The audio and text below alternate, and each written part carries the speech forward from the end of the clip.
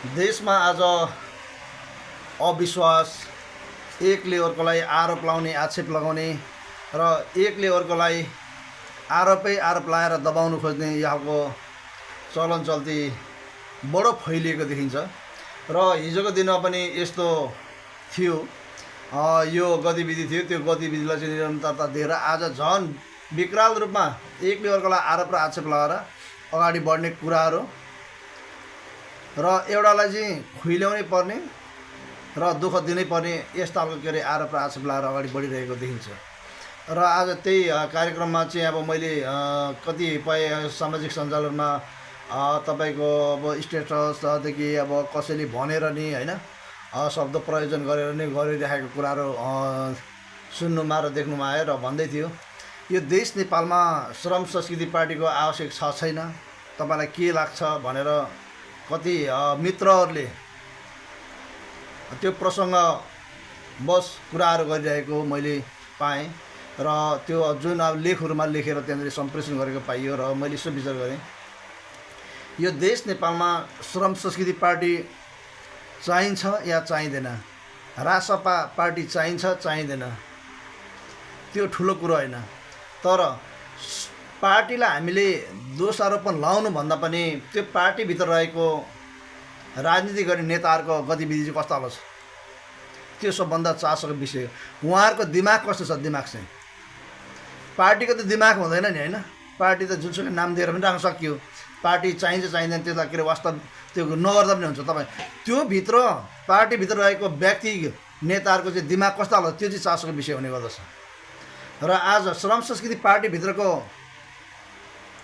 नेता र जनताहरूको कार्यशैली कस्तो छ त तपाईँ हामीले नजिकबाट निहालिरहेछौँ, अध्ययन र अवलोकन गरिरहेछौँ। खराब छ कि सही छ, राम्रो काम गरेर हिँडिरहेको चाहिँ खराब काम गरेर राखेर हिँडिरहेछ, त्यो कुरो चासोको विषय हो। र तपाईँ हामीले बुझेछौँ, खराब छ भने हामीले त्यसलाई खराब भनिरहेछौँ, सही छ भने हामीले त्यसलाई सही भनिरहेछौँ। यसै गरी राजसभाभित्र पनि तपाईँको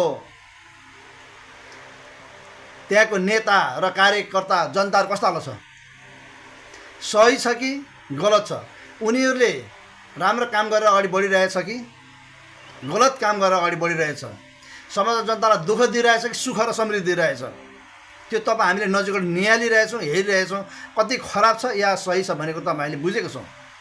त्यसले गर्दाखेरि तपाईँ हामीले पार्टीलाई यो पार्टी चाहिन्छ चाहिँदैन, देशमा आवश्यक छ छैन भन्नुभन्दा पनि त्यो पार्टीभित्र रहेको नेतृत्व गर्ने नेताहरू चाहिँ सही छ छैन, दिमाग ठिक छ छैन, र समाज र जनताको हितमा उसले काम गर्ने भिजन र डिजाइन लिएर अगाडि बढिरहेछ कि समाज र जनतालाई चाहिँ तहस नहस गर्ने नियतको साथ अगाडि बढिरहेछ, त्यो कुरो चाहिँ चासोको विषय है मित्रहरू। म यति भन्न चाहन्छु।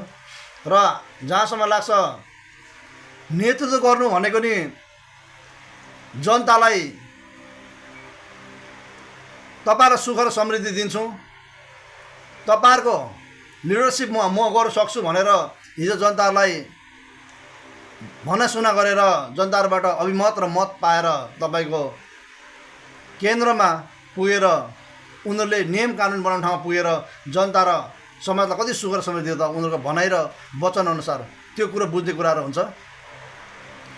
मलाई लाग्छ नेपालको नेताहरूले आजसम्म कुनैले पनि सरकारमा बसेर जनता र समाजलाई सुख र समृद्धि दिएको पटक्कै भेटिँदैन। र आजको गतिविधि हेर्दाखेरि पनि ढङ्ग त्यस्तै खालको छ। सुख र समृद्धि जनतालाई दिने भन्दा पनि दुःखको सिँढीहरू तय गर्न थालेको अनुभव र महसुस गर्दैछौँ हामीले। र त्यो नेताजीहरू अब पक्कै पनि परिवर्तन हुनुपर्छ र यो देशमा सुख र समृद्धि ल्याउनकै लागि भए पनि तपाईँहरूको दिमाग एक्सचेन्ज हुनुपर्छ। कतिसम्म जनतालाई दुःख दिने पीडा दिने भनेर कतिसम्म सोचेर बस्नुहुन्छ हौ। कम्तीमा जनतालाई सुख र समृद्धि दिने भनेर त सोच्नु नै कम्तीमा तपाईँको दिमागहरूले त्यो दिमाग परिवर्तन गर्न सकिँदैन। अरूलाई दुःखै मात्रै दिने पीडै मात्रै दिने भनेर कति तपाईँको दिमाग चल्छ।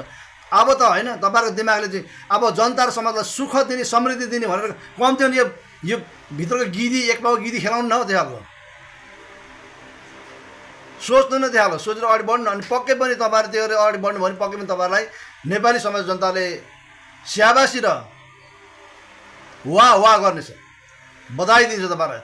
तर जबसम्म तपाईँहरूले खराब नेत लिएर तपाईँहरूको त्यो गिरी चाहिँ भिजन सुख र समृद्धि भन्दा पनि दुःख र दरिद्र पीडा दिने भनेर तपाईँ जबसम्म सोध्नुहुन्छ नि, तपाईँहरू त नेत खराब भएको नेताहरू पृथ्वीमै कोही पनि छैन कि खराब, त्यतिको भनेर जनताहरूले भन्ने दिन नआओस्। र कम्तीमा तपाईँहरू सुध्रिनु होला र समाज र जनताको हितमा काम गर्नु होला। कम्तीमा नि हामी जस्तो सिधा लाटो सिधा जनताले यसरी हेर्दा नि तपाईँहरूको गतिविधि हेर्दा काम हेर्दा नि कम्ती ओहो राम्रो काम गरेछ है, यी नेताहरू ठिक छ भनेर कम्ती नि म जस्तो एउटा सिधा मान्छेले भन्नु सकौँ कि है।